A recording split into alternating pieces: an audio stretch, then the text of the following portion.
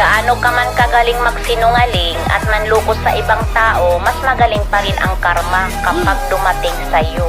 Get boom!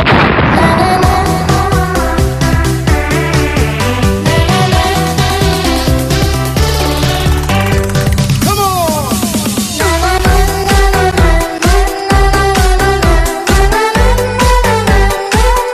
2,000 years later.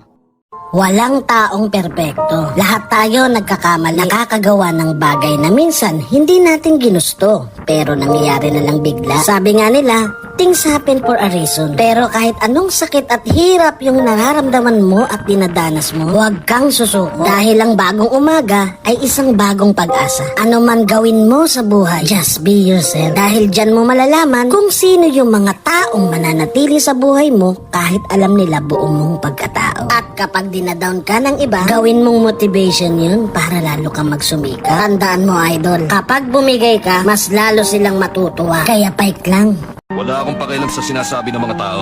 Wala akong ginagawa mali kaya hindi ako dapat mahiya.